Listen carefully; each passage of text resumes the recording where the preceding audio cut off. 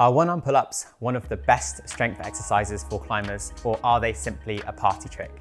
We believe it's got to be somewhere in between. Obviously, being able to pull and be strong in a unilateral position is going to be useful to a climbing situation.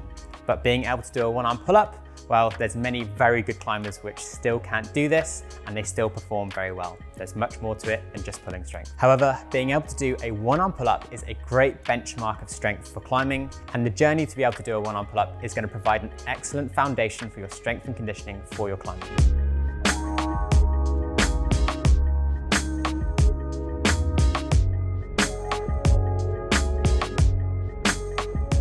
So today we've got Ed Smith in with us, and he's going to be talking through his 3 favorite exercises for building to the one-arm pull-up. Let me just jump in with a quick caveat here. These are 3 excellent exercises for training the one-arm pull-up, but they are not the only exercises for the one-arm pull-up.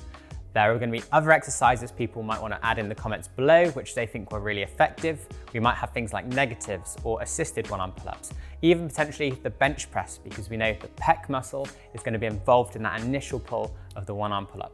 Okay, so my first exercise is the simple hammer curl. The reason I've chosen this is because it's suitable for anyone, any ability and strength level. You can start out by picking up a light dumbbell and work towards a heavier one. I find it's really good because the one-arm pull-up, with it being unilateral, tends to load the brachialis to a greater degree.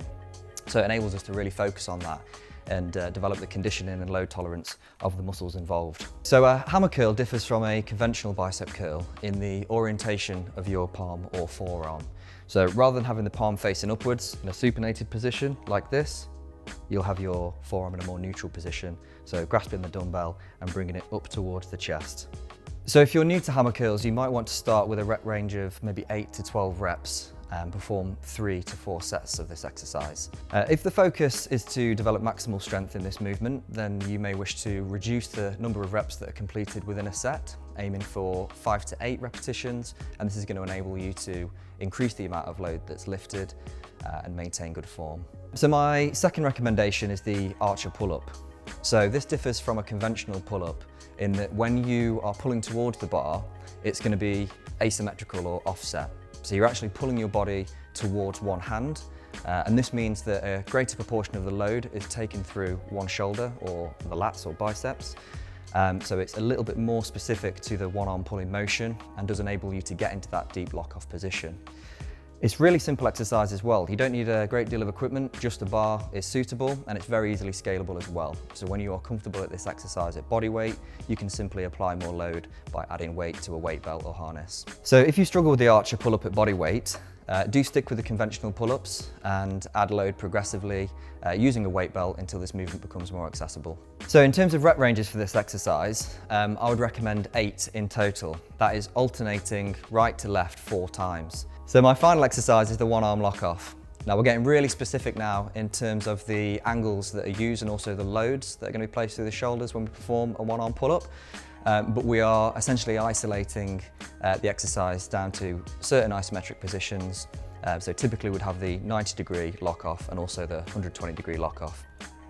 Tend to avoid the very deep locks, mainly because this can be quite stressful in terms of the compression forces that are seen on the elbow, unless of course this is a particular performance goal of yours.